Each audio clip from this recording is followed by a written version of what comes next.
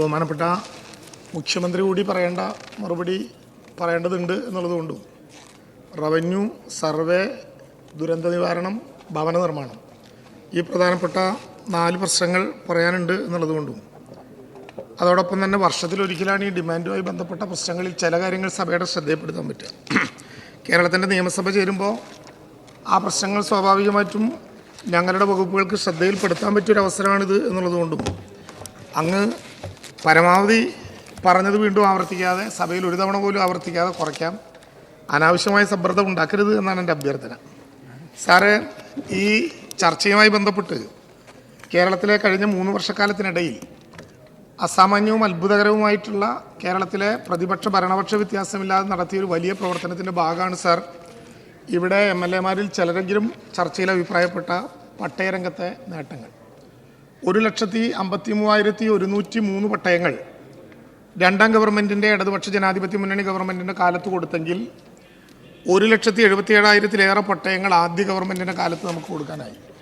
Sir, 3,30,000 പട്ടയങ്ങൾ കൊടുക്കുക എന്ന ഒരു വലിയ ടാർഗറ്റ് കേരളത്തിലെ ഗവൺമെൻറ് ഏറ്റെടുക്കാനുള്ള ഏറ്റവും പ്രധാനപ്പെട്ട കാരണം ഭൂമിയുടെ ഉടമകളാക്കി മനുഷ്യരെ മാറ്റുക എന്ന് മാത്രമല്ല, ഈ ഗവൺമെൻറ് അധികാരത്തിൽ നിന്ന് പോകുന്നതിന് മുമ്പ് കേരളത്തിലെ മുഴുവൻ മനുഷ്യരുടെയും ഭൂമിയുടെ ഉടമകളാക്കാൻ കഴിയുന്ന വിധത്തിലുള്ള ഒരു മുന്നേറ്റം ഉണ്ടാക്കണം എന്നുള്ളതുകൊണ്ടാണ്. സാർ, നേരത്തെ സാധാരണ പറയാറുള്ള പോലെ പട്ടയ മിഷൻ്റെ ഭാഗമായി MLA-മാർ ചെയർമാന്മാരായിട്ടുള്ള പട്ടയ അസംബ്ലി, അതിലുരുത്തിരിയുന്ന പ്രശ്നങ്ങൾ ഉയർത്തിപ്പിടിച്ചുകൊണ്ടുള്ള പട്ടയ ഡാഷ്ബോർഡ്, അതിന് തുടർച്ചയായ അദാലത്ത്, ഞാനത് ആവർത്തിക്കുന്നതേ ഇല്ല. എന്നാൽ ഈ സഭയിൽ സംസാരിക്കുമ്പോൾ ഉള്ള ഒരു സമാശ്വാസകരമായ കാര്യം, ദീർഘകാലമായി മലയോര മേഖലയിലെ പട്ടയ വിതരണത്തിൻ്റെ പ്രതിസന്ധികൾ മറികടക്കാൻ ഈ ഗവൺമെൻറ്റിൻ്റെ കാലത്ത് കഴിഞ്ഞിട്ടുണ്ട് എന്നുള്ളതാണ്. ഈ 1 വർഷക്കാലത്തിനിടയിൽ കഴിഞ്ഞിട്ടുണ്ട്. സ്വാഭാവികമായിട്ടും 1993 ചട്ടമനുസരിച്ച് 977 മുമ്പിൽ ഭൂമിയിൽ കുടിയേറി പാർത്ത കുടിയേറ്റക്കാരായിട്ടുള്ള ആളുകൾക്ക് ജണ്ടയ്ക്ക് പുറത്തുള്ള വനഭൂമിയുമായി ചേർന്ന് കിടക്കുന്ന സ്ഥലങ്ങളിൽ പട്ടയം ചെയ്യണമെങ്കിൽ JVR നടത്തണം, പരിവേഷ് പോർട്ടിൽ ഉൾപ്പെടുത്തണം, കേന്ദ്ര ഗവൺമെൻറ്റിൻ്റെ അനുവാദം വേണം. സാർ, കഴിഞ്ഞ 30 വർഷക്കാലമായി പുതിയ JVR-ഓ പുതിയ അപേക്ഷയോ കൊടുക്കാൻ കേരളത്തിന് അനുവാദമില്ല. സാർ, കേന്ദ്ര ഗവൺമെൻറ് അവസാനമായിട്ട് പറഞ്ഞത് ഒറ്റ തവണ നിങ്ങൾക്ക് അപേക്ഷ കൊടുക്കാം, അതിനേക്കാൾ കൂടുതൽ അപേക്ഷ കൊടുക്കാൻ അനുവാദമില്ല. സാർ, ബഹുമാനപ്പെട്ട വനം വകുപ്പ് മന്ത്രി കൂടിയായി ശ്രീ AK ശശീന്ദ്രൻ കൂടി കേരളത്തെ പ്രതിനിധീകരിച്ചുകൊണ്ട് പലതവണ നടത്തിയ ചർച്ചകളുടെ അവസാനത്തിൽ കഴിഞ്ഞ ഫെബ്രുവരി മാസം കേന്ദ്ര വനം മന്ത്രിയെയും കേന്ദ്ര വനം സഹമന്ത്രിയെയും കണ്ടു നടത്തിയ തുടർച്ചയായ ചർച്ചയുടെ അടിസ്ഥാനത്തിൽ പുതിയ JVR നടത്താനും പുതിയ അപ്ലിക്കേഷൻ കൊടുക്കാനും കേന്ദ്ര ഗവൺമെൻറ്റിൻ്റെ അനുവാദം സമ്പാദിക്കാനായി എന്നുള്ളത് സാർ 30 വർഷക്കാലത്തെ നമ്മുടെ മലയോര പട്ടയ വിതരണത്തിൻ്റെ കാര്യത്തിലെ ഒരു പുതിയ അനുഭവമാണ്. സാർ, അതിൻ്റെ അടിസ്ഥാനത്തിൽ കേരളത്തിലെ റവന്യൂ വനം വകുപ്പ് മന്ത്രിമാർ സംസാരിച്ച് ഉദ്യോഗസ്ഥന്മാരുടെ ഒരു ലൈസൻസ് ഉണ്ടാക്കി എന്ന് മാത്രമല്ല, കേന്ദ്ര ഗവൺമെൻറ് കേന്ദ്ര പരിസ്ഥിതി വകുപ്പിൻ്റെ റീജിയണൽ ഡെപ്യൂട്ടി ഡയറക്ടറെ ഈ കാര്യത്തിലെ ഒരു സ്പെഷ്യൽ ഓഫീസറായി നിയമിച്ചുകൊണ്ട് കേരളത്തിൽ കൊടുക്കുന്ന അപേക്ഷകളിൽ വേഗത്തിൽ തീർപ്പാക്കാനുള്ള ഒരു നടപടി കേരളത്തിനോട് എടുത്തു എന്നുള്ളത് വളരെ സന്തോഷകരമായ കാര്യമാണ്. സാർ, അതിൻ്റെ അടിസ്ഥാനത്തിൽ ഇവിടെ സൂചിപ്പിക്കപ്പെട്ടതുപോലെ മാർച്ച് മാസം 31-ാം തീയതി വരെ പുതിയതായി JVR നടത്തേണ്ട സ്ഥലങ്ങളെ സംബന്ധിച്ച് മലയോര കർഷകർക്കുള്ള അപേക്ഷകൾ സ്വീകരിക്കാൻ ഒരു വിവരശേഖരണം എല്ലാ വില്ലേജ് ഓഫീസുകളിലും നടത്തി. സാർ, ആ വിവരശേഖരണത്തിൻ്റെ അടിസ്ഥാനത്തിൽ വനം റവന്യൂ വകുപ്പ് കൂടിയാലോചിച്ച് ജോയിൻറ്റ് വെരിഫിക്കേഷനിലേക്ക് പോവുകയാണ്. സാർ, ജോയിൻറ്റ് വെരിഫിക്കേഷനിൽ വനം വകുപ്പ് NOC നൽകിയാൽ പരിവേഷ് പോർട്ടിൽ ഉൾപ്പെടുത്തി ഭൂമി സർവേ ചെയ്ത് ഏറ്റവും പെട്ടെന്ന് മലയോര മേഖലയിലെ പട്ടയ വിതരണത്തിൻ്റെ അത്ഭുതകരമായ മാറ്റം ഉണ്ടാക്കാൻ കഴിയും എന്ന് ഞാൻ വിചാരിക്കുന്നു. സാർ, ഒരു പ്രത്യേകത കൂടി, ഫോറസ്റ്റ് കൺസർവേഷൻ ആക്ട് ഇപ്പോൾ കഴിഞ്ഞ ഗവൺമെൻറ് വൻ സംരക്ഷൺ ഏവം സംവർദ്ധൻ അധിയം എന്ന പേരിൽ പുനഃസംഘടിപ്പിച്ചപ്പോൾ 86-ന് മുമ്പ് വനേതര ആവശ്യങ്ങൾക്കായി റവന്യൂ വകുപ്പിന് വിട്ടുകൊടുത്ത ഭൂമി കേന്ദ്ര ഗവൺമെൻറ്റിന് അനുവാദമില്ലാതെ വിതരണം ചെയ്യാൻ കഴിയും എന്ന കാര്യം കൂടി തീരുമാനിച്ചതോടെ പട്ടയ വിതരണത്തിൽ വലിയ മുന്നേറ്റം ഉണ്ടാക്കാൻ കഴിയും എന്ന് ഞങ്ങൾ പ്രതീക്ഷിക്കുകയാണ്. സാർ, ഈ നിയമസഭയിലെ അംഗങ്ങൾ, പ്രതിപക്ഷത്തുൾപ്പെടെയുള്ള അംഗങ്ങൾ ഉന്നയിച്ച വിവിധങ്ങളായ പ്രശ്നങ്ങൾക്ക് പരിഹാരമാകുകയാണ്. സാർ, ഇവിടെ മഞ്ചേരി അംഗം അഡ്വക്കേറ്റ് ലത്തീഫ് ഉന്നയിച്ചിരുന്ന വളരെ പ്രധാനപ്പെട്ട പ്രശ്നമാണ്, 1 നൂറ്റാണ്ട് കാലമായി ഏറനാട് താലൂക്കിലെ സത്രം ഭൂമി എന്നറിയപ്പെടുന്ന പേരിലുള്ള ഭൂമി 180ഓളം വരുന്ന കൈവശക്കാർക്ക് വിതരണം ചെയ്യാൻ കഴിയാതെ സർക്കാരിൻ്റെ ഭൂമി എന്ന പേരിൽ കിടക്കുകയാണ്. സാർ, ആ ഭൂമി കണ്ടുകെട്ടപ്പെട്ട ഭൂമിയാണ്. സാർ, അതിന് ഇന്ത്യൻ സ്വാതന്ത്ര്യ സമരമായിട്ടൊരു ചരിത്രമുണ്ട്. ബ്രിട്ടീഷുകാർക്കെതിരെ സമരം ചെയ്തു എന്ന പേരിൽ മഞ്ചേരിയിൽ അത്തൻകുട്ടി കുരുക്കലുടെ കയ്യിലുണ്ടായിരുന്ന ഭൂമിയാണ് സാർ സത്രം ഭൂമി. സാർ, വളരെ അഭിമാനത്തോടെ പറയട്ടെ, ആ സത്രം ഭൂമിയിൽ ഒരു നൂറ്റാണ്ടായി തലമുറകൾ കൈമാറി മരണം ഉൾപ്പെടെ പൂർവികർക്കുണ്ടായിട്ടും പട്ടയം കൊടുക്കാത്ത ഭൂമി സാർ ഈ ഗവൺമെന്റിന്റെ 3 വാർഷികവുമായി ബന്ധപ്പെട്ട 100 ദിന പരിപാടിയിൽ മഞ്ചേരിയിൽ വെച്ച് വിതരണം ചെയ്യാൻ കഴിയുന്ന വിധത്തിൽ അതിൻ്റെ നടപടിക്രമങ്ങൾ പൂർത്തിയാക്കാൻ കഴിഞ്ഞു എന്നുള്ളത് വളരെ പ്രധാനപ്പെട്ട ഒരു കാര്യമാണ് സാർ. ഹിൽമൻ സെറ്റിൽമെന്റുമായി ബന്ധപ്പെട്ട ദീർഘകാലത്തെ പട്ടയ പ്രശ്നങ്ങൾ, കോട്ടയത്ത് 10,000-ഉം ഇടുക്കിയിൽ 20,000-ഉം എറണാകുളത്ത് 7,000-ഉം പട്ടയ അപേക്ഷകൾ. അക്കാര്യത്തിൽ കഴിഞ്ഞ ഗവൺമെന്റിന്റെ കാലത്ത് 2020 എന്ന നിയമം ഉണ്ടാക്കി. പക്ഷേ അതിനൊരു പ്യൂരിഫിക്കേഷൻ ആവശ്യമായി വന്നു. ആ പ്യൂരിഫിക്കേഷൻ നടത്തി സാർ ഈ സാമ്പത്തിക പ്രയാസത്തിന്റെ കാലത്തും 17 ജീവനക്കാർ ഉൾപ്പെടുന്ന 2 ഓഫീസുകൾ കോതമംഗലത്തും അതുപോലെ തന്നെ പൂഞ്ഞാർ മണ്ഡലത്തിലെ കാഞ്ഞിരപ്പള്ളിയിലും ആരംഭിച്ച് 1 വർഷക്കാലത്തിനുള്ളിൽ ആ നടപടികൾ പൂർത്തീകരിക്കാനുള്ള നടപടികളുമായിട്ട് മുന്നോട്ട് പോവുകയാണ് സാർ. അതിർത്തി നിർണയത്തിന്റെ പേരിൽ കൃത്യതയോടെ വിതരണം ചെയ്യാതിരുന്ന ഏഞ്ചൽ വാലി, പമ്പാവാലി പട്ടയങ്ങൾ 1900 എണ്ണം 1300ഓളം വിതരണം ചെയ്തു. ബാക്കി 600 കൂടി ഇപ്പോൾ വിതരണം ചെയ്യും. പത്തനംതിട്ട ജില്ലയിലെ ദീർഘകാലത്തെ പ്രശ്നമാണ് പൊന്തൻപുഴ വനമേഖലയിൽ ഉൾപ്പെടുന്ന കോട്ടയം ജില്ലയിലെ മണിമല, അതുപോലെ തന്നെ പത്തനംതിട്ട ജില്ലയിലെ പെരുമ്പട്ടി, ചേത്തയ്ക്കൽ, അങ്ങാടി വില്ലേജുകൾ. ഡിജിറ്റൽ റീസർവേ ആരംഭിച്ചു. അഡ്വക്കേറ്റ് ജനറലിന്റെ നിയമോപദേശം ലഭ്യമായി. വനത്തിന്റെ ഭാഗം തിരിച്ചു കൊടുത്തു കഴിഞ്ഞാൽ ബാക്കി ഭൂമിയിൽ നിയമപ്രശ്നങ്ങൾ പരിഹരിച്ചുകൊണ്ട് നമുക്കിപ്പോൾ പട്ടയം കൊടുക്കാൻ കഴിയും. സാർ, നവകേരള സദസ്സിനിടയിൽ കൊല്ലത്ത് പള്ളിത്തോട്ടത്ത് ഞാനും ബഹുമാനപ്പെട്ട വ്യവസായ വകുപ്പ് മന്ത്രിയും കൂടിയുള്ളപ്പോഴാണ് ആ മേഖലയിലെ മത്സ്യത്തൊഴിലാളികൾ ദീർഘകാലമായി കടൽ പുറമ്പോക്കിൻ്റെ പേരിലുണ്ടായിരുന്ന സ്ഥലം അവർക്ക് പതിച്ചു കിട്ടുന്നില്ല എന്ന പ്രശ്നം ഉന്നയിച്ചത്. സാർ, ആ കടം പുറമ്പോക്ക് പൂർണ്ണമായി പരിശോധിച്ച് നമ്മുടെ സർക്കാരിൻ്റെ ഭാഗമായിട്ടുള്ള ഭൂമി പ്രത്യേകമായി അളന്ന് തിട്ടപ്പെടുത്തി അവിടെയുള്ള 200ഓളം മത്സ്യത്തൊഴിലാളികൾക്ക് ഈ 100 ദിന പരിപാടിയിൽ നമുക്ക് പട്ടയം വിതരണം ചെയ്യാൻ കഴിയും എന്ന കാര്യം പ്രത്യേകം പരാമർശിക്കേണ്ടതാണ്. സാർ, ഒരു MLAയുടെ നേതൃത്വത്തിലുള്ള ഭൂമി ഏറ്റെടുക്കലുമായി ബന്ധപ്പെട്ട ഒരു വലിയ യജ്ഞമായിരുന്നു സാർ പുനലൂരിൻ്റെ MLAയുടെ നേതൃത്വത്തിൽ നടന്ന പുനലൂരിലെ ഭൂരഹിതരില്ലാത്ത പുനലൂർ എന്ന ആശയവുമായി ബന്ധപ്പെട്ട് തയ്യാറാക്കിയ പ്രത്യേക സ്കീം. ഒരുപക്ഷെ കേരളത്തിൽ തന്നെ വളരെ ശ്രദ്ധയോടെ നടപ്പിലാക്കപ്പെട്ട ഒരു പരിപാടിയാണ്. അതിനെ ഒരു പ്രത്യേക പരിപാടിയായി ഏറ്റെടുത്തുകൊണ്ട് അക്കാര്യത്തിൽ ആവശ്യമായിട്ടുള്ള മുഴുവൻ നടപടികളും റവന്യൂ വകുപ്പിൻ്റെ നേതൃത്വത്തിൽ ഈ കാലഘട്ടത്തിൽ നടത്തും എന്ന കാര്യവും ഈ സഭയ്ക്ക് ഉറപ്പ് നൽകുകയാണ്. സാർ, ഇടുക്കി, പത്തനംതിട്ട ജില്ലയിലെ വ്യാപകമായ പട്ടയ പ്രശ്നങ്ങൾക്ക് പരിഹാരം കാണാനും നമുക്ക് കാലയളവിൽ കഴിയും. അതിനായി പ്രത്യേക മിഷൻ രൂപപ്പെടുത്തിയിട്ടുണ്ട്. സാർ, ഡിജിറ്റൽ റീസർവേ, കേരളത്തിൻ്റെ അഭിമാനമായ ഡിജിറ്റൽ റീസർവേ 1967 ആരംഭിച്ച റീസർവേ നടപടികൾ ദീർഘമായൊരു കാലം കഴിഞ്ഞിട്ടും ആകെയുള്ള 1666 വില്ലേജുകളിൽ കേവലം 921 വില്ലേജുകളിലാണ് നടത്താനായത്. സാർ, നേരത്തെ ഉണ്ടായിരുന്ന കോലളവ്, അതുപോലെ തന്നെ ചെയിൻ സർവേ, പിന്നീട് ETS, ഇപ്പോൾ ആർട്ടിക്കർ ഓവറിലേക്ക് വളരെ അഭിമാനപൂർവ്വം പറയട്ടെ സാർ, 1197 വില്ലേജുകളിൽ 9-2 പ്രസിദ്ധീകരിച്ച് 4000 ഹെക്ടർ ഭൂമി ഇതിനകം അളന്നു തിട്ടപ്പെടുത്തി 28,40,000 ലാൻഡ് പാർസലുകളിൽ പൂർണ്ണമായി നമുക്ക് നടപടിയെടുക്കാൻ കഴിയുന്ന വിധത്തിൽ ആ നടപടികൾ പൂർത്തീകരിച്ചിട്ടുണ്ട്. സാർ, ഈ ഗവൺമെന്റിന്റെ കാലത്ത് ആരംഭിച്ച ഡിജിറ്റൽ റീസർവേ 4 ലക്ഷം ഹെക്ടർ അളന്നു തിട്ടപ്പെടുത്തി എന്ന് മാത്രമല്ല പൂർണ്ണമായും പരാതിരഹിതമായ എല്ലാവരും കേസുകൾ ഉണ്ടാവാത്ത ഒരു സർവേ നടപടികളായി അത് മാറുകയാണ്. സാർ, കേരളത്തിലെ 182 വില്ലേജുകളിലെ ലാൻഡ് പാഴ്സലുകൾ അളന്ന് തിട്ടപ്പെടുത്തിയപ്പോൾ കേവലം 0.2% മാത്രമാണ് ഇതുമായി ബന്ധപ്പെട്ട ALC കേസുകൾ വരുന്നത് എന്നുള്ളത് വളരെ സന്തോഷപൂർവ്വം നമുക്ക് കാണാവുന്നൊരു കാര്യമാണ്. ഞാൻ കഴിഞ്ഞ ചോദ്യോത്തരത്തിൽ പറഞ്ഞതുപോലെ മിനിസ്ട്രി ഓഫ് റൂറൽ ഡെവലപ്മെൻറ്റിൻ്റെ ഭാഗമായിട്ടുള്ള ഡിപ്പാർട്ട്മെൻറ്റ് ഓഫ് ലാൻഡ് റിസോഴ്സ് കേന്ദ്ര ഗവൺമെൻറ് ആസാം ഗവൺമെൻറ്റിന് കേരളത്തിൻ്റെ ഡിജിറ്റൽ സർവേയുടെ സൊല്യൂഷൻ നൽകണം എന്ന് അഭ്യർത്ഥിച്ചുകൊണ്ട് പ്രത്യേകമായ നിർദ്ദേശം നൽകിയതുൾപ്പെടെ സാർ, ഭൂ പരിഷ്കരണത്തിലും വിദ്യാഭ്യാസത്തിലും ആരോഗ്യത്തിലും കേരളം കാണിച്ച ഈ മോഡൽ സർവേ രംഗത്തും കേരള മോഡൽ നടപ്പിലാക്കാൻ കഴിഞ്ഞു എന്ന് വളരെ അഭിമാനപൂർവ്വം നമുക്ക് പറയാൻ വേണ്ടി കഴിയും. സാർ, നമുക്കൊരു ലക്ഷ്യമുണ്ട്. അത് പ്രിസംപ്റ്റീവ് ടൈറ്റിൽ നിന്ന് കൺക്ലൂസീവ് ടൈറ്റിലേക്ക് കേരളം പോവുക എന്നുള്ളതാണ്. കൺക്ലൂസീവ് ടൈറ്റിലേക്കുള്ള കേരളത്തിൻ്റെ യാത്രയിൽ കേരളം അടയാളപ്പെടുത്താൻ പോകുന്നതാണ് ഡിജിറ്റൽ റീസർവേ. സാർ, ഈ ഡിജിറ്റൽ റീസർവേ പൂർത്തിയായാൽ ആ പൂർത്തിയാകുന്ന മുറയ്ക്ക് രജിസ്ട്രേഷൻ വകുപ്പിൻ്റെ ഭാഗമായിട്ടുള്ള പോർട്ടലായിട്ടുള്ള പേളും, റവന്യൂ വകുപ്പിൻ്റെ പോർട്ടലായിട്ടുള്ള റിലീസും, സർവേ വകുപ്പിൻ്റെ പോർട്ടലായിട്ടുള്ള ഇമാപ്പും ഇൻ്റഗ്രേറ്റ് ചെയ്തുകൊണ്ട് ഇന്ത്യയുടെ ചരിത്രത്തിൽ ആദ്യമായി ഒരു സംസ്ഥാന ഗവൺമെൻറ് ഒരു ഇൻ്റഗ്രേറ്റഡ് പോർട്ടൽ എൻ്റെ ഭൂമി എന്ന പേരിൽ ആരംഭിക്കാൻ വേണ്ടി പോവുകയാണ്. തീർന്ന 200 വില്ലേജുകളിൽ ആഗസ്റ്റ് മാസത്തോടെ നമുക്ക് ഇൻ്റഗ്രേറ്റഡ് പോർട്ടൽ ആരംഭിക്കാൻ കഴിയും എന്ന് ഞങ്ങൾ മനസ്സിലാക്കുകയാണ്. സാർ, ഡിജിറ്റൽ സർവേ റെക്കോർഡ് ഭൂമി കൈമാറ്റ ആധാരത്തിൻ്റെ ഭാഗമാക്കുന്ന വിധത്തിൽ കൈമാറ്റത്തിന് മുമ്പായി പ്രിസംപ്ഷൻ സ്കെച്ച് തയ്യാറാക്കാനും നമുക്ക് കഴിയുന്ന വിധത്തിൽ ആ നടപടികൾ പൂർത്തീകരിച്ചു. സാർ, ഇപ്പോൾ ഡിജിറ്റൽ സർവേ നടക്കുമ്പോൾ 35% സ്ഥലങ്ങളിൽ ഞങ്ങൾ കാണുന്ന പ്രശ്നം, അതിലടയാളപ്പെടുത്തിയിട്ടുള്ള ദീർഘകാലമായി കൈവശം വെച്ചു പോരുന്ന ഭൂമി, അതിലധിക ഭൂമി ഉണ്ടാകുന്നു. രേഖ 5 സെന്റിനാകും, പക്ഷേ അയാൾ സൂക്ഷിച്ചു വെച്ചിരിക്കുന്ന സ്ഥലം 7 സെന്റ് ഉണ്ടാകും. അത് സ്ഥിരീകരിക്കാൻ അഥവാ ആ അധിക ഭൂമിയെ റെഗുലറൈസ് ചെയ്യാൻ മറ്റൊരു വഴിയും ഇപ്പോൾ നമ്മുടെ മുമ്പിലില്ല. സാർ, യഥാർത്ഥത്തിൽ ഭൂമിയുടെ അധിക വിസ്തീർണത്തിൻ്റെ ക്രമീകരണം ഉറപ്പുവരുത്താൻ നമുക്ക് നിലവിലുള്ള നിലനിൽക്കുന്ന നിയമപ്രകാരം boundary will prevail over extend എന്ന അതിരുകളിലുള്ള വിസ്തൃതിയാണ് നിലനിൽക്കുന്നത് എന്ന ഒരു തത്വമുള്ളത് കൊണ്ട് ആ തത്വത്തിൽ നിൽക്കാൻ ഈ സഭയ്ക്ക് മുമ്പാകെ സെലക്ട് കമ്മിറ്റിക്ക് വിടാൻ കഴിയുന്ന വിധത്തിൽ, സഭയാലോചിക്കാൻ കഴിയുന്ന വിധത്തിൽ അധിക ഭൂമിയെ സംബന്ധിച്ച ഒരു നിയമനിർമ്മാണം സർക്കാരിൻ്റെ പരിഗണനയിലുണ്ട്. അതുകൂടി പരിഹരിച്ചാൽ ഒരുപക്ഷെ കേരളത്തിൻ്റെ ചരിത്രമായി ഇത് മാറും.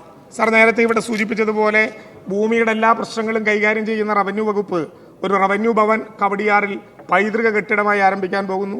സാർ, ദീർഘമായ കാലമായി പലവിധത്തിലുള്ള പ്രയാസങ്ങൾ നേരിടുന്ന ഹൗസിംഗ് ബോർഡ് മറൈൻ ഡ്രൈവിലെ 17.5 ഏക്കർ സ്ഥലത്ത് പ്രകൃതി സൗന്ദര്യത്തെ ആകെ നിലനിർത്തിക്കൊണ്ട് മറൈൻ ഇക്കോ സിറ്റി എന്ന പേരിൽ ഒരു വലിയ വാണിജ്യ ഭവന സമുച്ചയത്തിന് രൂപം നൽകുകയാണ്. സാർ, 2.5 ലക്ഷം ചതുരശ്ര അടി വിസ്തീർണമുള്ള വാണിജ്യ സമുച്ചയം, 1,18,000 ചതുരശ്ര അടി വിസ്തീർണമുള്ള കൺവെൻഷൻ സെന്റർ, 33 ലക്ഷം ചതുരശ്ര അടി വിസ്തീർണമുള്ള ഭവന സമുച്ചയം, 9,46,000 ചതുരശ്ര അടി പാർക്കിംഗ് സൗകര്യം, ബാംബു ഫോറസ്റ്റിംഗ് ഉൾപ്പെടെ പ്രകൃതി സംരക്ഷണ സംവിധാനങ്ങൾ നിലനിർത്തി 3,570 കോടി രൂപയുടെ വിപണന മൂല്യമുള്ള ഒരു സമുച്ചയം കേന്ദ്രത്തിൻ്റെ നവരത്ന ഏജൻസി കമ്പനികളിലൊന്നായ NBCC-യുമായി സഹകരിച്ച് ഹൗസിംഗ് ബോർഡ് ആരംഭിക്കാൻ പോവുകയാണ്. നമുക്ക് ഈ 100 ദിന പരിപാടികളുടെ ഭാഗമായി അതിൻ്റെ തറക്കല്ലിട്ട് ആ നടപടിക്രമങ്ങളിലേക്ക് പോകാൻ കഴിയും എന്ന് ഞങ്ങൾ പ്രതീക്ഷിക്കുകയാണ്. സർ, MLA-മാരോട് പ്രത്യേകമായി നന്ദി രേഖപ്പെടുത്താനുള്ളത്, കേരളത്തിൽ 1,666 വില്ലേജുകൾക്കായി 1,543 കെട്ടിടങ്ങളാണുള്ളത്. അതിൽ 670 കെട്ടിടങ്ങൾ ഡിജിറ്റലാക്കാൻ, സ്മാർട്ടാക്കാൻ സർക്കാർ തന്നെ പണം അനുവദിച്ചു. 43 പൂർത്തീകരിച്ചു. ബഹുമാനപ്പെട്ട ധനകാര്യ വകുപ്പ് മന്ത്രിയുടെ പിന്തുണയോടെ ഗവൺമെൻറ് ഉത്തരവ് 62/2022 പുറത്തിറക്കിയപ്പോൾ MLA-മാരുടെ പ്രത്യേക വികസന നിധിയിൽ നിന്ന് പണം കൊടുക്കാം എന്ന തീരുമാനം ഉണ്ടായപ്പോൾ വലിയ പിന്തുണ നൽകിക്കൊണ്ട് ആ കാര്യത്തിൽ MLA-മാർ നടത്തിയിട്ടുള്ള പ്രവർത്തനങ്ങൾക്ക് ഗവൺമെൻറ്റിന് വേണ്ടി പ്രത്യേകമായ നന്ദി രേഖപ്പെടുത്തുകയാണ്. സാർ, ഒരു കാര്യം ഈ സഭയുടെ ശ്രദ്ധയപ്പെടുത്താനുള്ളത് ഭൂമി തരം മാറ്റവുമായി ബന്ധപ്പെട്ടാണ്. ഭൂമി തരം മാറ്റത്തെ സംബന്ധിച്ച് ധാരാളം ആക്ഷേപങ്ങൾ ഉയരുന്നു എന്ന പരാതികളുണ്ട്. സാർ, കഴിഞ്ഞ 2022 ജനുവരി 31 വരെ 2,23,000 ഓഫ്ലൈൻ അപേക്ഷകളിൽ 2,14,900 പരിഹരിച്ചു. 12,000 ബാക്കിയുള്ളത് അപേക്ഷകളിലെ തെറ്റ്, പണമടയ്ക്കാത്ത സ്ഥിതി, തിരിച്ചാൾ വരാത്തത്, ഇത്തരം പ്രശ്നങ്ങളിലാണ്. സാർ, 2022 ഫെബ്രുവരി 1 മുതൽ സമ്പൂർണ്ണമായി ഓൺലൈനായി. 2 തവണ 990 ജീവനക്കാരെ വെച്ചുകൊണ്ട് 6 മാസക്കാലത്തേക്കുള്ള നടപടിയെടുത്തു. 990 ജീവനക്കാർ, 340 വാഹനങ്ങൾ, ഒരു തവണയല്ല 2 തവണ 6 മാസം, അങ്ങനെ പറഞ്ഞാൽ 1 കൊല്ലം. പ്രത്യേകമായിട്ടൊരു SOP തയ്യാറാക്കി. നേരത്തെ ബഹുമാനപ്പെട്ട ജയലാൽ MLA പറഞ്ഞതുപോലെ 25 സെന്റ് വരെയുള്ള സൗജന്യ ഭൂമിക്ക് അദാലത്ത് നടത്തിയപ്പോൾ ആ ഘട്ടത്തിൽപ്പെടുന്ന 57.54% മാറി. പക്ഷേ സാർ, എന്നിട്ടും തീരാതെ വന്ന ഘട്ടത്തിൽ നെൽവയൽ തണ്ണീർത്തട നിയമം അനുസരിച്ച് 27 RDO-മാർക്ക് മാത്രമാണ് ഈ ഭൂമി തരം മാറ്റവുമായി ബന്ധപ്പെട്ട ഫോം 5, 6, 7, 9 ഒപ്പിടാനുള്ള അവകാശം. ആ 27 പേർക്കായി ഇത്രയേറെ അപേക്ഷകൾ വന്നാൽ ഇപ്പോൾ കേരളത്തിൽ ഏതാണ്ട് 4 ലക്ഷത്തോളം അപേക്ഷകൾ വരികയും 4,50,783 അപേക്ഷകളിൽ 1,58,000 അപ്രൂവ് ചെയ്യുകയും 19,000 റിജക്റ്റ് ചെയ്യുകയും ചെയ്തിട്ടും 2,72,170 അപേക്ഷകൾ ബാക്കി നിൽക്കുന്നുണ്ട്. ഓൺലൈനായിട്ട് ഓരോ ദിവസവും 500ഓളം അപേക്ഷകൾ. സാർ, ഇത് പരിഹരിക്കാൻ RDO എന്ന പദത്തെ നിർവചിച്ചുകൊണ്ടൊരു നിയമം കഴിഞ്ഞ സഭ ഇവിടെ പാസ്സാക്കുകയുണ്ടായി. സാർ, ആ നിയമം സെപ്റ്റംബറിൽ പാസ്സാക്കിയെങ്കിലും ഒപ്പിടേണ്ട ഗവർണർ തെരഞ്ഞെടുപ്പ് കഴിയും വരെ ഒപ്പിട്ടില്ല. നെൽവയൽ തണ്ണീർത്തട നിയമത്തിലെ നിർണായകമായിട്ടുള്ള ആ തീരുമാനം RDO എന്ന പദത്തിന് ഈ നിയമത്തിൽ സർക്കാർ ചുമതലപ്പെടുത്തുന്ന ഡെപ്യൂട്ടി കളക്ടർ വരെയുള്ളവരാകാം എന്ന വിധത്തിലാണ്. സാർ, അങ്ങനെ വന്നാൽ വ്യാപകമായി തരം മാറ്റ നടപടികൾ നിയന്ത്രിക്കാൻ ഉദ്യോഗസ്ഥന്മാർ വരും. സാർ, അതിൻ്റെ ഭാഗമായി സാമ്പത്തികമായി പരാധീനതകൾക്കിടയിലും 68 JS-മാരും 191 ക്ലർക്കുമാരും ഉൾപ്പെടെ 249 പുതിയ തസ്തികകൾ, 123 സർവേയർമാർ താൽക്കാലികമായി, 220 വാഹനങ്ങൾ. സാർ, ഇതിനേക്കാൾ പ്രധാനം 27 RDO-മാർ മാത്രമായി നിയന്ത്രിച്ചിരുന്ന നെൽവയൽ തരം മാറ്റം ഇനി 71 ഉദ്യോഗസ്ഥന്മാരിലേക്കായി വിഭജിക്കപ്പെടുകയാണ്. സാർ, 71 ഉദ്യോഗസ്ഥന്മാരിലേക്കായി വിഭജിക്കപ്പെടുന്നു എന്ന് മാത്രമല്ല, ഈ വരുന്ന ജൂലൈ 1-ാം തീയതി മുതൽ 71 ഉദ്യോഗസ്ഥന്മാരുടെ ചുമതലയുള്ള നെൽവയൽ തണ്ണീർത്തട നിയമത്തിന്റെ ഭാഗമായിട്ടുള്ള ഫോം നമ്പർ 5, 6, 7, 9 ഫോമുകളിൽ തീരുമാനമെടുക്കാനുള്ള നടപടി വരാൻ വേണ്ടി പോവുകയാണ്. ഒരു കാര്യത്തിന് ഈ സഭ ഒരുമിച്ച് നിൽക്കണം. അത് നമ്മുടെ നാട്ടിൽ അനധികൃതമായി ഭൂമി തരംമാറ്റലുമായി ബന്ധപ്പെട്ട് പലവിധത്തിലുള്ള പരസ്യങ്ങൾ നൽകുന്നുണ്ട്. ഞങ്ങൾ വിജിലൻസിനെ കൂടി ഇക്കാര്യത്തിൽ സഹായം അഭ്യർത്ഥിച്ചിട്ടുണ്ട്. പക്ഷെ നിയമപരമായ ഒരു പ്രശ്നം, കേവലം സഹായ കമ്മിറ്റികളായി, കേവലം അപേക്ഷ പൂരിപ്പിക്കാനുള്ള സഹായക്കാരായി മാത്രമാണ് ഇവരുടെ ലീഗൽ സ്റ്റാൻഡ്. അതുകൊണ്ട് നാം ഒരുമിച്ച് നിന്നുകൊണ്ട് ഒരു ഏജന്റിനെയും ഈ നടപടിയിൽ അടുപ്പിക്കാൻ കഴിയാത്ത വിധം ശക്തമായ ഇടപെടൽ നടത്താൻ എല്ലാവരുടെയും ഭാഗത്തു നിന്ന് സഹായമുണ്ടാകണമെന്ന് അഭ്യർത്ഥിക്കുകയാണ്. സാർ, ഇവിടെ കുറുക്കോളി സൂചിപ്പിച്ചതുപോലെ അനധികൃതമായ ഭൂമി നികത്തൽ പലയിടത്തും വ്യാപകമായി വരുന്നു എന്ന വാർത്ത വരുന്നുണ്ട്. സാർ, സെക്ഷൻ 13 ഉപയോഗപ്പെടുത്തി അനധികൃതമായ മണ്ണ് മാറ്റി പൂർവ്വസ്ഥിതിയിലാക്കാനുള്ള നടപടി ഇപ്പോൾ സർക്കാർ ആരംഭിച്ചു കഴിഞ്ഞു. സാർ, 2,49,28,800 രൂപയുടെ പ്രപ്പോസലാണ് 14 ജില്ലകളിൽ നിന്നായി നമുക്ക് ലഭിച്ചിട്ടുള്ളത്. സാർ, ഈ ഗവൺമെന്റ് ഈ അവതരിപ്പിക്കുന്ന ഡിമാൻഡിലൂടെ 2 കോടി രൂപ ഒരു റിവോൾവിംഗ് ഫണ്ടായി ഈ ആവശ്യത്തിനായി മാറ്റിവെക്കുകയും ആ മാറ്റിവെച്ച സംഖ്യ സർക്കാർ തന്നെ ഇടപെട്ട് മണ്ണു മാറ്റിയത് പൂർവ്വസ്ഥിതിയിലാക്കുകയും ആരാണോ ഭൂമിയുടെ ഉടമസ്ഥൻ അയാളുടെ കയ്യിൽ നിന്ന് RR ഉൾപ്പെടെയുള്ള നടപടികളിലൂടെ തിരിച്ചു പിടിക്കുകയും ചെയ്യുന്ന വിധത്തിലാണ് സാർ ആ നടപടികൾ മുന്നോട്ട് കൊണ്ടുപോകാൻ ആഗ്രഹിക്കുന്നത്. അതുകൊണ്ട് ബഹുമാനപ്പെട്ട കുറുക്കോളി, അങ്ങ് ആവശ്യപ്പെട്ട കാര്യം കൂടി നടപ്പിലാക്കാനുള്ള ഡിമാൻഡാണിത് എന്നുള്ളത് കൊണ്ട് നേരത്തെ പറഞ്ഞു പിന്നെ അംഗീകരിക്കുന്നില്ല എന്ന് പറഞ്ഞെങ്കിലും ഇത് അംഗീകരിക്കലാകും പൊതുവെ നമുക്ക് എല്ലാവർക്കും നല്ലത് എന്ന് അങ്ങയുടെ ശ്രദ്ധയിൽപ്പെടുത്താൻ ഞാൻ ഈ അവസരം ഉപയോഗിക്കുകയാണ്. സാർ, ഈ ഗവൺമെൻറ്റിൻ്റെ കാലത്ത് 5 നിയമങ്ങൾ പാസ്സാക്കേണ്ടായി. സാർ, അതിലൊന്ന് നെൽവയൽ തണ്ണീർത്തട നിയമത്തിൻ്റെ ഭേദഗതിയാണ്. അത് ഞാൻ ഇവിടെ സൂചിപ്പിച്ചു. സാർ, പ്രതിപക്ഷ ഭരണപക്ഷ വ്യത്യാസമില്ലാതെ ദീർഘമായ 6 പതിറ്റാണ്ട് കാലമായി നാം ഉന്നയിക്കുന്ന ഭൂപതിവ് നിയമത്തിൽ അത്യുജ്വലമായ ഭേദഗതി വരുത്തി കുറച്ചു കാലം ഗവർണർ അത് ഒപ്പിടാൻ കാത്തിരുന്നെങ്കിലും ഈ സഭാ കാലയളവിൽ ബഹുമാനപ്പെട്ട പ്രതിപക്ഷ നേതാവ് 3ാമത്തെ വായനയിൽ പ്രത്യേകമായി നൽകിയ നിർദ്ദേശങ്ങൾ ഉൾപ്പെടെ ഉൾക്കൊണ്ടുകൊണ്ട് ഏകകണ്ഠമായി കേരളത്തിൻ്റെ നിയമസഭ പാസാക്കിയ ഒരു നിയമമായി കേരളത്തിൻ്റെ ഭൂപതിവ് നിയമത്തിലെ മാറ്റം നമുക്ക് കൊണ്ടുവരാൻ കഴിഞ്ഞു. അതുമായിട്ടുള്ള ചട്ടം ഏറ്റവും പെട്ടെന്ന് രംഗത്ത് കൊണ്ടുവരും. സാധാരണക്കാരായ മനുഷ്യർക്ക് ഏതെങ്കിലും വിധത്തിൽ ആ നടപടിക്രമങ്ങൾ ഉണ്ടാകാൻ ഒരു വിധത്തിലുള്ള ബാധ്യതയും ഉണ്ടാകാത്ത വിധത്തിലായിരിക്കും ചട്ടം കൊണ്ടുവരിക എന്നുകൂടി ഈ ഘട്ടത്തിൽ ശ്രദ്ധയിൽപ്പെടുത്തുകയാണ്. കെട്ടിട നിയമം കാലോചിതമായി പരിഷ്കരിക്കുന്നതിന് 7 ഭേദഗതികൾ ഇവിടെ കൊണ്ടുവരികയുണ്ടായി. 2022 കേരള നദീതീര സംരക്ഷണവും മണൽവാരൽ നിയന്ത്രണവും ബില്ല് സഭയ്ക്ക് മുമ്പാകെ കൊണ്ടുവരികയും അംഗീകരിക്കുകയും ചെയ്തു. നമ്മുടെ കേരളത്തിൽ റവന്യൂ റിക്കവറി നിയമം പൊതുജനങ്ങൾക്ക് ആശ്വാസകരമായ രീതിയിൽ പരിഷ്കരിക്കുന്നതിനായി റിക്കവറി തുക ഗഡുക്കളായി കൊടുക്കാൻ അനുവാദം നൽകുന്നതിനും നിലവിലുള്ള പലിശ നിരക്ക് 12-ൽ നിന്ന് 9 കുറയ്ക്കുന്നതിനും പണയ വസ്തു മറ്റൊരു വ്യക്തിയുമായി കരാറിലേർപ്പെട്ട് വിൽപ്പന നടത്തി കുടിശ്ശിക തീർക്കാൻ കഴിയുന്നതും ഉൾപ്പെടെ 15 ഭേദഗതികളോടെ ഈ സഭയുടെ മുമ്പിലേക്ക് വരാനിരിക്കുകയാണ്. അതുൾപ്പെടെയുള്ള ഭേദഗതികളും ഈ സഭയുടെ മുമ്പിലേക്ക് വരും. സാർ, ദുരന്ത നിവാരണ പ്രശ്നത്തിൽ വളരെ ശക്തമായ ഇടപെടലുകളാണ് ദുരന്ത നിവാരണ വകുപ്പും അതുമായി ബന്ധപ്പെട്ട സംവിധാനങ്ങളും നമ്മുടെ നാട്ടിലുണ്ടാക്കുന്നത്.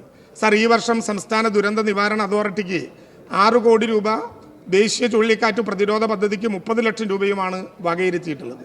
സാർ, ദേശീയ ദുരന്ത നിവാരണ അതോറിറ്റിയുടെ സഹായത്തോടെ 200 കോടി രൂപയുടെ തിരുവനന്തപുരം നഗര പ്രളയ ദുരന്ത ലഘൂകരണ പദ്ധതി ആസൂത്രണം ചെയ്തു വരികയാണ്. സാർ, മനുഷ്യ മൃഗ സംഘർഷം സംസ്ഥാന ദുരന്തമായി ഈ ഗവൺമെൻറ്റിൻ്റെ കാലത്ത് പ്രഖ്യാപിക്കുകയാണ്.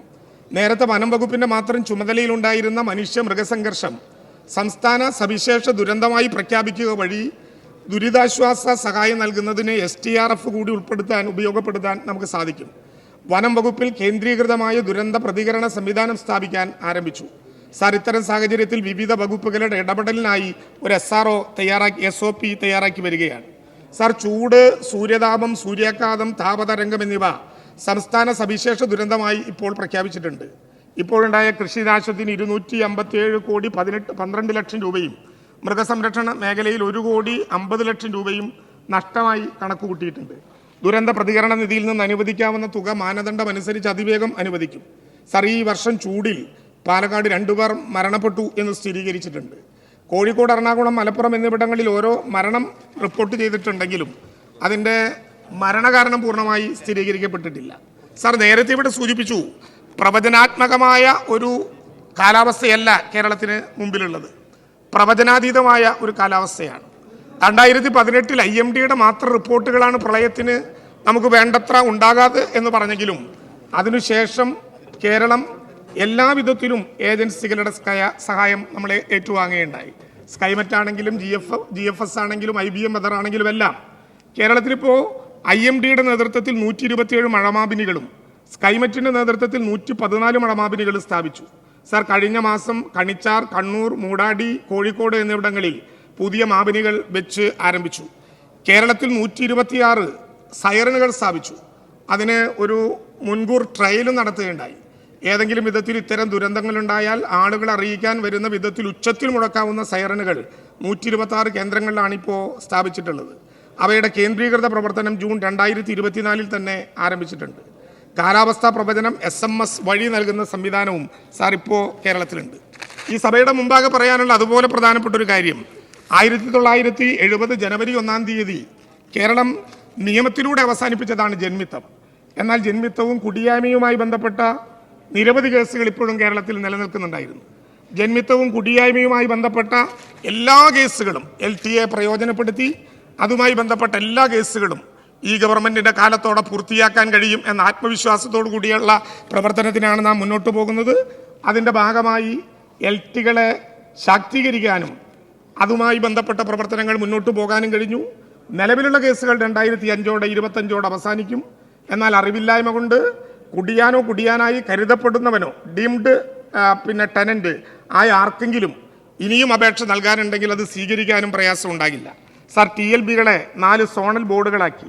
4 സോണൽ ബോർഡുകളാക്കിയതോടുകൂടി 138 കേസുകളിൽ 1 വർഷക്കാലം കൊണ്ട് തീരുമാനമെടുത്ത് 1391 കേസുകളിൽ തീരുമാനമെടുക്കാൻ വേണ്ടി കഴിഞ്ഞു. സാർ, 1244 തസ്തികകൾ സ്ഥിരമാക്കിയതും 596 പുതിയ തസ്തികകൾ 5 ഡെപ്യൂട്ടി കളക്ടർമാരുൾപ്പെടെ നിയമിച്ചതും കേരളത്തിൽ 1022 തസ്തികകൾ താഴത്തേക്ക് വിന്യസിച്ചതും ഉൾപ്പെടെയുള്ള പ്രവർത്തനങ്ങൾക്കും ഘടനാപരമായി നേതൃത്വം നൽകാൻ കഴിഞ്ഞിട്ടുണ്ട്. സാർ, 5 പ്രോജക്റ്റുകൾ കൂടി പറഞ്ഞുകൊണ്ട് ഞാൻ ഈ ഡിമാൻഡുമായി ബന്ധപ്പെട്ട ചില പ്രത്യേക ഇതിൻ്റെ മറുപടിയിലേക്ക് കിടക്കുകയാണ്. സാർ, ഒന്ന് ആശ്വാസ് വാടക വീട് തൃശ്ശൂർ ആരംഭിച്ചു. മെഡിക്കൽ കോളേജുകളിലെ ആളുകൾക്ക് ചെറിയ താമസത്തിന് വേണ്ടി പണം കൊടുക്കാവുന്ന ആശ്വാസ് വാടക വീട് നമ്മൾ തൃശ്ശൂരിൽ ഉദ്ഘാടനം ചെയ്തു.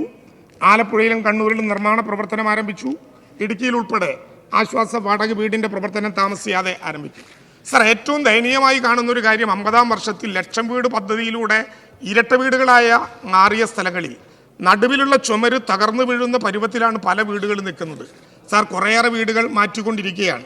ഈ ബഡ്ജറ്റിൻ്റെ ഭാഗമായി സാർ MN സുവർണ ഭവനം എന്ന ഒരു പുതിയ പദ്ധതി രൂപീകരിക്കുകയാണ്. 7 കോടി രൂപ ബഡ്ജറ്റിൽ അതിനു വേണ്ടി മാറ്റിവെച്ചിട്ടുണ്ട്. 2 ലക്ഷം രൂപ അതിൻ്റെ ഭാഗമായി സർക്കാർ നൽകും. 1 ലക്ഷം തദ്ദേശ സ്വയംഭരണ സ്ഥാപനത്തിന് മാറ്റിവെക്കാം. 2 ലക്ഷം ഒരു സ്പോൺസറെ കൂടി കിട്ടിയാൽ 5 ലക്ഷം രൂപ വെച്ച് ഇരട്ട വീടുകൾ ഒറ്റ വീടുകളാക്കാനുള്ള MN സുവർണ ഭവനം.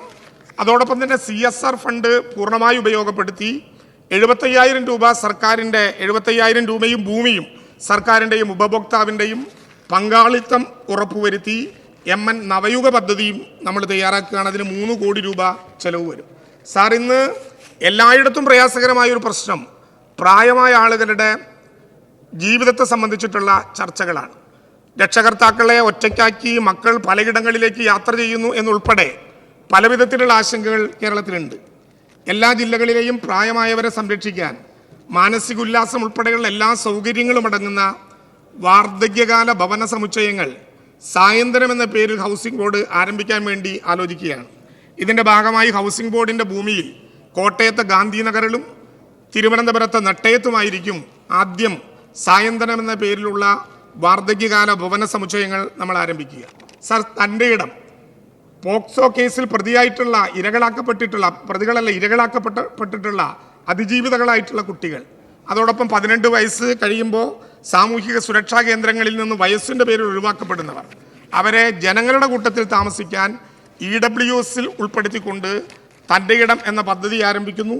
വനിതാ ശിശു വികസന വകുപ്പുമായി സഹകരിച്ചാണ് പദ്ധതി. കോഴിക്കോടും വയനാട്ടിലും കണ്ണൂരിലും ആദ്യഘട്ടത്തിലെ വീടുകൾ നൽകിക്കഴിഞ്ഞു. ആ നടപടി അതിവേഗം തുടരുകയാണ്. സർ, ഗൃഹശ്രീ 3 ലക്ഷം രൂപ തിരിച്ചടവില്ലാത്ത സർക്കാരിൻ്റെ ലൈഫിൽ ഉൾപ്പെടുത്തുന്ന യോഗ്യതകളിൽപ്പെടാത്ത ആളുകൾക്ക് 3 ലക്ഷം രൂപ സർക്കാരിൻ്റെ സബ്സിഡി നൽകാവുന്ന സന്നദ്ധ സംഘടനകളുടെയും NGOകളുടെയും കാരുണ്യവാന്മാരായ വ്യക്തികളുടെയും ഒക്കെ സഹായത്തോടെ ഉണ്ടാക്കാൻ കഴിയുന്ന 450 വീടുകൾ ഈ സാമ്പത്തിക വർഷം ഗൃഹശ്രീ എന്ന പേരിൽ ഹൗസിംഗ് ബോർഡ് ആരംഭിക്കാൻ നിശ്ചയിച്ചിട്ടുണ്ട്. 878 വീടുകൾ ഈ കാലയളവിൽ നമുക്ക് നിർമ്മിച്ച് മാറ്റാനായി എന്നുള്ളതാണ് ഏറ്റവും പ്രധാനപ്പെട്ട കാര്യം. കേരളത്തിൻ്റെ ലോകശ്രദ്ധയെ ആകർഷിക്കുന്ന ഹൗസിംഗ് പാർക്കും ഈ വർഷം തന്നെ നമുക്ക് പ്രവർത്തനം ആരംഭിക്കാൻ വേണ്ടി കഴിയും. സാർ, ഇവിടെ ചർച്ചയിൽ വന്ന ഒരു പ്രധാനപ്പെട്ട പ്രശ്നം, കഴിഞ്ഞ 2-3 ആഴ്ചകളിലായി നമ്മുടെ പത്രമാധ്യമങ്ങളൊക്കെ ഗൗരവത്തോടെ പറഞ്ഞുകൊണ്ടിരിക്കുന്നൊരു പ്രശ്നം, ഭൂപരിഷ്കരണ നിയമവുമായി ബന്ധപ്പെട്ട് ഏതോ വിധത്തിലുള്ള ഒരു അപകടം ഈ ഗവൺമെൻറ് ചെയ്തു എന്നാണ്. ഒരു അപകടവും ചെയ്തില്ല സാർ. നമുക്കറിയാം, ഭൂപരിഷ്കരണ നിയമം കേരളത്തിൽ ഒരു ലിമിറ്റേഷൻ ഉണ്ടാക്കിയിട്ടുണ്ട്. ഒരു കുടുംബത്തിന് സൂക്ഷിക്കാവുന്ന ഭൂമി എത്ര? 15 ഏക്കറാണ് ഭൂമി. എന്നാൽ അതിന് പുറത്തു വരുന്ന ഭൂമി 81(1) വകുപ്പ് പ്രകാരം അത് തോട്ടഭൂമിയാകാം, വ്യവസായ ഭൂമിയാകാം, ആരാധനാലയങ്ങളുടെ ഭൂമിയാകാം, വാണിജ്യ സൈറ്റുകളാകാം. 21 ആവശ്യങ്ങൾക്കായി 1/1/1970 ഉപയോഗിച്ചുകൊണ്ടിരിക്കുന്ന ഭൂമികളെ ഭൂപരിഷ്കരണ നിയമപ്രകാരമുള്ള ഭൂപരിധി കണക്കാക്കുന്നതിൽ ഒഴിവാക്കിക്കൊണ്ട് ഒരു എക്സംഷൻ തീരുമാനിക്കുകയുണ്ടായി സാർ. ഇത്തരം ഭൂമി കൈമാറ്റം ചെയ്യുന്നതിന് യാതൊരു നിയമ തടസ്സവും ഇല്ല. ഇത്തരം ഭൂമി മുറിക്കാനും യാതൊരു തടസ്സവും ഇല്ല. എന്നാൽ ഒഴിവ് ലഭിച്ച ഭൂമിയുടെ തരം മാറ്റിയാൽ ഇളവ് അവസാനിക്കും.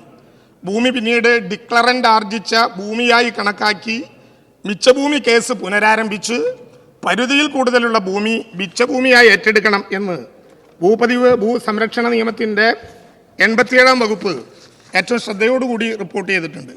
സാർ, 87-ാം വകുപ്പിൻ്റെ വിശദീകരണം 2, 81-ാം വകുപ്പ് പ്രകാരം ഒഴിവാക്കിയിട്ടുള്ള ഏതെങ്കിലും ഭൂമി അപ്രകാരം ഒഴിവാക്കപ്പെട്ടിട്ടില്ലാത്ത ഏതെങ്കിലും തരം ഭൂമിയായി മാറ്റിയതിൻ്റെയോ ഫലമായി ഒരു വ്യക്തിയുടെ ഉടമയിലോ കൈവശത്തിലോ ഉള്ള ഭൂമിയുടെ ആകെ വിസ്തീർണം പരമാവധി വിസ്തീർണത്തിൽ കവിയുന്ന പക്ഷം പരമാവധി വിസ്തീർണത്തിൽ കവിഞ്ഞുള്ള അത്രയും ഭൂമി മുൻപറഞ്ഞ തീയതിക്കു ശേഷം ആർജിക്കപ്പെട്ട ഭൂമിയായി കരുതേണ്ടതാണ്.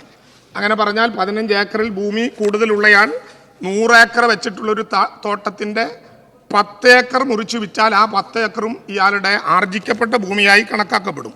ഇതിൻ്റെ ചില തെറ്റിദ്ധാരണകൾ ഉണ്ടാക്കാവുന്ന ഒരു സർക്കുലർ ലാൻഡ് ബോർഡ് പ്രസിദ്ധീകരിച്ചപ്പോൾ 11/6/2024 ഭൂപരിഷ്കരണ നിയമം അനുശാസിക്കുന്ന കാര്യങ്ങൾ പറഞ്ഞു എന്നല്ലാതെ മറ്റൊരു അപകടവും നേരത്തെ ഉണ്ടായിരുന്ന ഒരു അവകാശവും ആർക്കും നിഷേധിക്കപ്പെട്ട സ്ഥിതി ഉണ്ടായില്ല. ഇവിടെ പറഞ്ഞതുപോലെ ഭൂപരിഷ്കരണ നിയമം ഒരിക്കലും മാറ്റാൻ പറ്റാത്ത ഒന്നാണെന്നും ഞങ്ങൾക്ക് അഭിപ്രായമില്ല. ഭൂപരിഷ്കരണ നിയമം എത്രയോ തവണ മാറ്റങ്ങൾക്ക് വിധേയമായിട്ടുണ്ട്.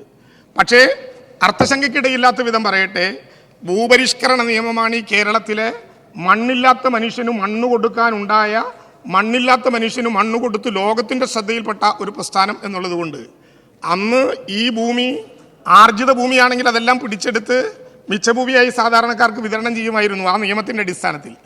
അതുകൊണ്ട് ആ ഭൂപരിഷ്കരണ നിയമത്തിൻ്റെ മാറ്റമൊന്നുമേ ഉണ്ടാകാൻ പാടില്ല എന്ന് പറയുന്നില്ലെങ്കിൽ ഇപ്പോൾ 7E ഇടക്കാലത്ത് മിച്ചഭൂമിയുടെ കാര്യത്തിൽ മാണിസാറ് തന്നെ കൊണ്ടുവന്ന ഒരു ഭേദഗതിയാണ്. മിച്ചഭൂമിയുടെ കാര്യത്തിൽ 7E ഇടക്കാലത്ത് 2005 വന്നിരിക്കുന്നു.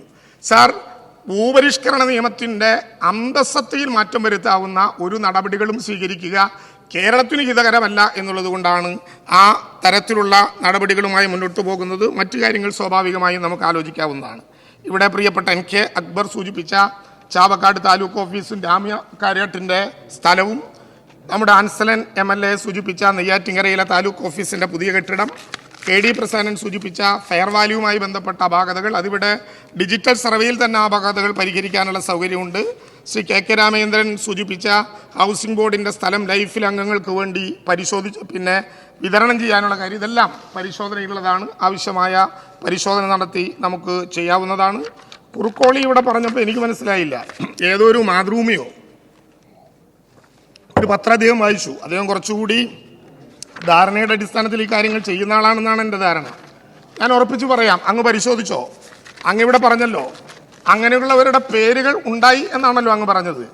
അങ്ങനെ ഏതെങ്കിലും വിധത്തിൽ കളങ്കം ചാർത്തപ്പെട്ട ഒരാളും ആ ലിസ്റ്റിലില്ല എന്ന് മാത്രമല്ല, അങ്ങനെ ഏതെങ്കിലും വിധത്തിൽ കറുത്ത നിറമുള്ള ഒരാളുടെ പേര് കണ്ടാൽ ആ 12 പേരെയും ആ ലിസ്റ്റിൽ നിന്ന് പ്രമോഷൻ കൊടുക്കാതെ ഒഴിവാക്കിയ നടപടിയാണ് കേരളത്തിലെ ഗവൺമെൻറ് ചെയ്തത്. അതാണ് ഒരു ഗവൺമെൻറ് നടത്തുന്ന ഏറ്റവും പ്രധാനപ്പെട്ട പ്രവർത്തനം. അവരെ പ്രൊമോട്ട് ചെയ്യാൻ അനുവദിച്ചില്ല. ഒരു വകുപ്പിനകത്ത് മാത്രമല്ല, കേരളത്തിൽ ഏതെല്ലാം വകുപ്പുകളിൽ അഴിമതിക്കാരുണ്ടാകും. അങ്ങനെ അഴിമതിക്കാരുണ്ടെങ്കിൽ അഴിമതിക്കാരൻ നിയമത്തിനു മുമ്പിൽ കൊണ്ടുവന്ന് അവർക്ക് ഒരു വിധത്തിലുള്ള സൗകര്യവും ചെയ്തു കൊടുക്കാതിരിക്കുക എന്നുള്ളതാണ് ഒരു ഗവൺമെൻറ് ചെയ്യേണ്ട കാര്യം. അക്കാര്യത്തിൽ ഈ ഗവൺമെൻറ് പ്രതിജ്ഞാബദ്ധമായി ഇടപെടുമെന്നും ആരോപണ വിധേയരായ ഒരാളെപ്പോലും സഹായിക്കുന്ന ഒരു നടപടിയും ഗവൺമെൻറ്റിൻ്റെ ഭാഗത്തു നിന്നുണ്ടാകില്ല എന്നുകൂടി ഞാനിവിടെ ഉറപ്പ് നൽകുകയാണ്. സാർ, ഒറ്റ കാര്യം കൂടി പറഞ്ഞുകൊണ്ട് അവസാനിപ്പിക്കാം. അത് രാഷ്ട്രീയമാണ്. ഇവിടെ നിരവധി ആളുകൾ ആ രാഷ്ട്രീയവുമായി ബന്ധപ്പെട്ട പ്രശ്നങ്ങൾ സൂചിപ്പിച്ചു. ഒരു വരി പറയാതെ പോയാൽ അത് ഈ ഘട്ടത്തിൽ പറയാൻ നിശ്ചയിച്ചതിൽ നിന്ന് മാറിപ്പോകും. ചെറിയ നേരം കൊണ്ട് ഞാനത് പറയാം. സാർ, ഇന്ത്യ രാജ്യത്ത് ഇന്ത്യ എന്ന മുന്നണി നേടിയ വിജയം കേരളത്തിലെ മതപുരോഗമന പ്രസ്ഥാനങ്ങൾ വളരെ ഗുണകരമായും ആവേശകരമായും തന്നെയാണ് വിലയിരുത്തുന്നത്. ഒരു തർക്കവും ആ കാര്യത്തിലില്ല. സാർ, പക്ഷേ ആ ഇന്ത്യ മുന്നണിക്ക് നേതൃത്വം നൽകേണ്ട കോൺഗ്രസ് എന്ന രാഷ്ട്രീയ പ്രസ്ഥാനം കഴിഞ്ഞ തിരഞ്ഞെടുപ്പിൽ അർഹിക്കുന്ന വിധത്തിലുള്ള രാഷ്ട്രീയ പക്വത രാജ്യത്ത് കാണിച്ചിട്ടുണ്ടോ എന്ന പ്രശ്നം നമ്മൾ ചർച്ച ചെയ്യണം. ചർച്ച ചെയ്താൽ നിങ്ങൾ പറയും ഞങ്ങൾക്ക് 8, നിങ്ങൾക്ക് 100. ഒരു തർക്കവുമില്ല.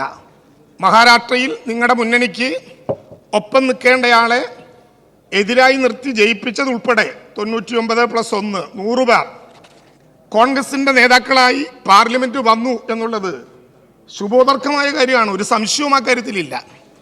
പക്ഷേ ഞാൻ പറയുന്നത് ആ തിരഞ്ഞെടുപ്പിൽ കുറെ കൂടി പക്വതയോടെ ഇന്ത്യ രാജ്യത്തെ നയിക്കാൻ ചുമതലപ്പെട്ടവരാണെന്ന ധാരണയോടുകൂടി കോൺഗ്രസിന് ഇടപെടാൻ കഴിയുമായിരുന്നെങ്കിൽ ഞങ്ങൾ ഉറപ്പായിട്ടും വിചാരിക്കുന്നു 100 സീറ്റിൽ അവസാനിക്കേണ്ടതല്ല. ഇപ്പോൾ വയനാട് ഒരു ഉപതെരഞ്ഞെടുപ്പിന് വഴിയൊരുങ്ങുകയാണ് സാർ. ഇവിടെ ധനകാര്യ ബില്ലുമായി ബന്ധപ്പെട്ട ആളുകൾ സംസാരിച്ചല്ലോ. നമുക്ക് സാമ്പത്തിക പ്രയാസത്തെക്കുറിച്ച്, സാമ്പത്തിക ദൗർബല്യത്തെക്കുറിച്ച്, പലതരത്തിലുള്ള സഹായങ്ങൾ ചെയ്യാൻ പറ്റാത്തതിനെക്കുറിച്ച്. സാർ, വയനാട് നടക്കാൻ പോകുന്ന ഉപതെരഞ്ഞെടുപ്പിൽ ചെലവഴിക്കാൻ പോകുന്ന പണത്തിൻ്റെ പൂർണ്ണമായ ഉത്തരവാദിത്വം കോൺഗ്രസ് അല്ലാതെ മറ്റാർക്കാണ് സാർ? ഇങ്ങനെ ഒരു രാഷ്ട്രീയ അപക്വമായ തീരുമാനം തെരഞ്ഞെടുപ്പിന് മുമ്പ് എടുക്കണമായിരുന്നു. വയനാട്ടിലെ ജനങ്ങളെ ഞാൻ പറയാം, ഞാനതിലേക്ക് കിടക്കാം. വയനാട്ടിലെ ജനങ്ങളെ, ഇവിടെ രാഹുൽ ഗാന്ധി കഴിഞ്ഞ തവണയും മത്സരിച്ചല്ലോ. അദ്ദേഹം അവിടെ മത്സരിച്ചു, ജയിച്ചു, ഇന്ത്യയുടെ പാർലമെന്റിലേക്ക് പോയി. പക്ഷേ അദ്ദേഹം അവിടെ മത്സരിക്കുമ്പോൾ റായ്ബറേലിയിൽ മത്സരിക്കാൻ പോകുന്നു എന്നതിൻ്റെ തിരക്കഥ AICC ആസ്ഥാനത്ത് രചിച്ചുകൊണ്ടിരിക്കുന്നത് എന്നതിനെക്കുറിച്ച് ഒരക്ഷരം പോലും വയനാട്ടിലെ തിരഞ്ഞെടുപ്പ് കഴിയും വരെ ഈ നാട്ടിലെ ജനങ്ങളോട് പറയാൻ എന്തേ മടിച്ചത്? 2 സീറ്റിൽ നേരത്തെ മത്സരിച്ചിട്ടില്ലേ? ശ്രീ കെ കരുണാകരൻ നേരത്തെ 2 സീറ്റിൽ മത്സരിച്ചിട്ടില്ല. എത്രയോ ആളുകൾ മത്സരിച്ചല്ലോ. മത്സരിക്കുമ്പോഴൊക്കെ പച്ചയ്ക്ക് പറയും 2 സീറ്റിൽ ഞങ്ങൾ മത്സരിക്കാൻ ഉദ്ദേശിക്കുന്നു. എന്തേ ആ തെരഞ്ഞെടുപ്പ് വരും വരെ അക്കാര്യം ഈ കേരളത്തിലെ ജനങ്ങളോട്, ഇന്ത്യയിലെ ജനങ്ങളോട് മറച്ചു വെക്കേണ്ടി വന്നു? റായ്ബറേലിയിലെ സ്ഥാനാർത്ഥിയെ തീരുമാനിക്കാൻ ഇത്ര വലിയ തർക്കമുണ്ടോ അവിടെ? അത് നിങ്ങൾക്കൊരു അഹങ്കാരമാണ്. വയനാട്ടിൽ ആരെ കൊണ്ടുവന്ന് നിർത്തിയാലും ഞങ്ങൾ മത്സരിക്കും. വയനാട്ടിലെ ജനങ്ങളോട് ഞങ്ങൾക്ക് ഇഷ്ടമുള്ളത് ചെയ്യാം. കേരളത്തിലെ ജനങ്ങളോട് ഈ അഹങ്കാരത്തിൻ്റെ പുറത്ത് നിങ്ങൾ ജയിക്കും എന്നാണ് പ്രതീക്ഷയെങ്കിൽ ഞങ്ങൾ ചോദിക്കട്ടെ, അങ്ങനെയാണെങ്കിൽ രാജസ്ഥാനിൽ നിന്നുള്ള രാജ്യസഭാംഗമായിട്ടുള്ള KC വേണുഗോപാലിനെ ആലപ്പുഴയിൽ മത്സരിപ്പിച്ചതെന്തിനാ? ഞാൻ ധൈര്യമായിട്ട് ചോദിക്കട്ടെ, രാജസ്ഥാനിൽ നിന്ന് നിങ്ങളെല്ലാ സ്ഥലങ്ങളിലും പോയി തെരഞ്ഞെടുപ്പ് നടത്തുന്ന ആളുകളാണല്ലോ. ഞങ്ങൾക്ക് അങ്ങനെ പോകേണ്ട ആവശ്യമില്ല. കാരണം അത്രയും പാർട്ടി ഞങ്ങൾക്ക് ആ സ്ഥലത്തൊന്നുമില്ല. രാജസ്ഥാനിൽ, റോജി പറഞ്ഞോ, രാജസ്ഥാനിൽ ഇനി തെരഞ്ഞെടുക്കപ്പെടാൻ പോകുന്ന രാജ്യസഭാംഗം ആരാണ്? പേര് നിങ്ങൾക്ക് അറിയണ്ടാകില്ല, കാരണം തീരുമാനിക്കേണ്ടത് BJP ആണല്ലോ. പക്ഷേ തീരുമാനിക്കാൻ പോകുന്നത് കാസർഗോഡിൻ്റെ അതിർത്തിയിൽ കർണാടകക്കാരനായ BJPയുടെ MP പറഞ്ഞതുപോലെ രാജ്യസഭയിൽ BJP ഇതര കക്ഷികൾക്ക് 4 സീറ്റിൻ്റെ വ്യത്യാസമേ ഉള്ളൂ. അത് വന്നാൽ ഞങ്ങൾ ഇന്ത്യയുടെ ഭരണഘടന തിരുത്തി എഴുതുമെന്ന് പറഞ്ഞു നിൽക്കുമ്പോഴാണ് അതിൽ 1 സീറ്റ് കൂടി സഹായകരമായ വിധത്തിൽ കൊടുക്കാൻ KC വേണുഗോപാലിൻ്റെ രാജ്യസഭാ സ്ഥാനാർത്ഥിത്വം ഉണ്ടായത്. എനിക്ക് AP പറഞ്ഞപ്പോൾ മനസ്സിലാവാത്തൊരു കാര്യം, ഞങ്ങൾ MP-മാരുടെ മിടുക്കുകൊണ്ട് അവർ മത്സരിച്ച് എല്ലാ സ്ഥലത്തും ജയിച്ചു എന്ന് നിങ്ങൾ പറഞ്ഞു. സന്തോഷം. അപ്പം K മുരളീധരനും TN പ്രതാപനും എവിടെയാ? ജയിച്ച MP-മാരെല്ലാം മിടുക്കുകൊണ്ടാണെങ്കിൽ K മുരളീധരന് ജയത്തിൽ പറ്റാത്തത് കൊണ്ടും അദ്ദേഹത്തിന് മിടുക്കനല്ലാത്തത് കൊണ്ടുമാണോ തൃശ്ശൂരിലേക്ക് വിടാൻ തീരുമാനിച്ചത്? തൃശ്ശൂരിൽ MP അല്ല, ഞാൻ ചോദിച്ചത് തൃശ്ശൂരിൽ MP മിടുക്കനല്ലെങ്കിൽ 15 ദിവസം ഈ പൊരി വെയിലത്ത് റോട്ടിൽ നടത്തുന്ന പണിയെങ്കിലും ഒന്ന് ഒഴിവാക്കിയെങ്കിൽ കുറച്ചുകൂടി ഒന്ന് സുന്ദരനായിട്ടിരുന്നേനെ KPCCയുടെ വർക്കിംഗ് പ്രസിഡന്റ്. 15 ദിവസം പിന്നെ നാട്ടിൽ മുഴുവൻ പ്രകടനം നടത്തി പോസ്റ്ററും ഒട്ടിച്ച് ഇപ്പൊ സുരേഷ് ഗോപി കയറി ഇറങ്ങുന്ന ലീഡറുടെ ശവകുടീരത്തിൽ പുഷ്പാർച്ചന അർപ്പിച്ച് പുറത്തു വന്നിരിക്കുന്ന നേരത്താണ് സാർ അദ്ദേഹത്തിനോട് മത്സരിക്കേണ്ടെന്ന് പറഞ്ഞ് മിടുക്കനല്ലാത്തതുകൊണ്ടാണ്. ആ മുരളീധരൻ ഇനിയും ആക്രമിക്കല്ലേ റോജി. ആ മുരളീധരൻ മേയറുടെ കാര്യം ഞങ്ങൾ നോക്കാം. ആ മുരളീധരൻ മേയർ അവിടെ നിന്ന് ഇങ്ങോട്ട് തന്നാ മേയറുടെ കാര്യം ഞങ്ങൾ നോക്കിക്കോളാം. ഈ തൃശ്ശൂരിലെ ചർച്ച പറഞ്ഞുകൊണ്ട് ഞാൻ സൂചിപ്പിച്ചതാണ് സാർ. ഈ തൃശ്ശൂരിൽ നേരത്തെയും ലോക്സഭാ തെരഞ്ഞെടുപ്പും നിയമസഭാ തെരഞ്ഞെടുപ്പും ഒക്കെ നടക്കുമ്പോൾ രണ്ട് പാറ്റേണാണ്. ഇവിടെ ചില ആളുകൾ പറഞ്ഞു, അതുകൊണ്ട് ഞാൻ പറഞ്ഞ 2019 ലോട്ടിനെ കുറിച്ചും 2021 ലോട്ടിനെ കുറിച്ചും ഞാനൊരു 50 വർഷക്കാലത്തിനിടയിൽ ഞാൻ റോജി പറഞ്ഞപ്പോൾ ഒന്നും പറഞ്ഞില്ലല്ലോ. റോജി പറഞ്ഞപ്പോൾ ഞാൻ ഒന്നും പറഞ്ഞില്ല, ഞാൻ കേട്ടിരിക്കുകയായിരുന്നു. എനിക്കൊന്നും പറയാൻ അവസരമാണല്ലോ. റോജി എന്തെല്ലാം പറഞ്ഞു നേരത്തെ. റോജി പറഞ്ഞുകൊണ്ട് എനിക്കൊരു പ്രയാസവുമില്ല, കാരണം പറയേണ്ട കാര്യം രാഷ്ട്രീയമായിട്ട് ഇവിടെ പറഞ്ഞിട്ട് തന്നെ പോകാൻ ഉദ്ദേശിക്കുന്നുള്ളൂ. സാർ 2019ലെയും 2021ൻ്റെയും വോട്ടിംഗ് നില നിങ്ങൾ 50 വർഷക്കാലത്തെ കണക്കെടുത്തോ. 50 വർഷക്കാലത്തിനിടയിൽ ഒരുമിച്ച് ലോകസഭാ നിയമസഭാ തെരഞ്ഞെടുപ്പുകൾ വന്നത് പരിമിതമായ എൻ്റെ അറിവനുസരിച്ച് 2 തവണയാണ്. 1991-ലും 1996-ലും. 1996-ൽ മുരളീധരൻ്റെ പിതാവ് കേരളത്തിൻ്റെ മുൻ മുഖ്യമന്ത്രിയായിട്ടുള്ള ലീഡർ കരുണാകരൻ വി രാഘവനോട് മത്സരിച്ച തെരഞ്ഞെടുപ്പ് നടക്കുമ്പോൾ ശ്രീ കെ കരുണാകരന് കിട്ടിയ വോട്ടും ആ ലോകസഭാ മണ്ഡലത്തിലെ 7 നിയോജക മണ്ഡലത്തിൽ മത്സരിച്ചിരുന്ന കോൺഗ്രസിൻ്റെയും LDFിൻ്റെയും MLA-മാർക്ക് കിട്ടിയ ആകെ വോട്ടും കൂട്ടി നോക്കിയാൽ അതിൻ്റെ വ്യത്യാസം അറിയാം.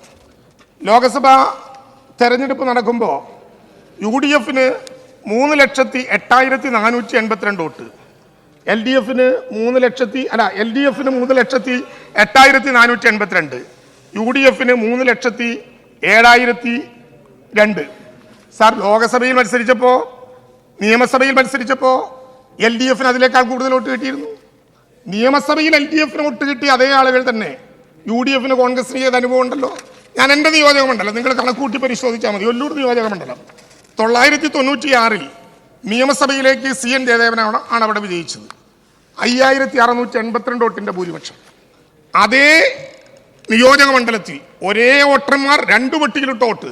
നിയമസഭയിൽ 5,692 വോട്ടിന് ഇടതുപക്ഷ ജനാധിപത്യ മുന്നണിയെ ജയിപ്പിച്ച അതേ വോട്ടർമാർ തന്നെ ലോകസഭയിൽ ആ നിയോജക മണ്ഡലത്തിൽ നിന്ന് 3,000-ലേറെ വോട്ടുകൾ UDFൻ്റെ സ്ഥാനാർത്ഥിയായ കോൺഗ്രസിൻ്റെ നേതാവ് കരുണാകരന് കൊടുത്തു. സാർ നിയമസഭാ തെരഞ്ഞെടുപ്പിൽ ഇടതുപക്ഷ ജനാധിപത്യ മുന്നണിയോട് അല്ലെങ്കിൽ നാട്ടിലെ പാർട്ടികളോട് കാണിക്കുന്ന സമീപനമായിരിക്കില്ല ലോകസഭാ തെരഞ്ഞെടുപ്പിൽ കാണിക്കുക. ഒരു കാര്യത്തിന് കോൺഗ്രസ് ഉത്തരം പറഞ്ഞേ മതിയാകൂ.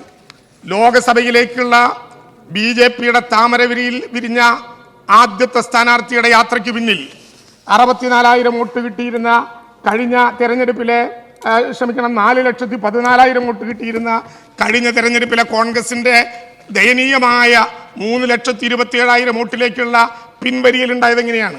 ഞാൻ ഒറ്റ വരി കൂടി പറഞ്ഞ് അവസാനിപ്പിക്കാം.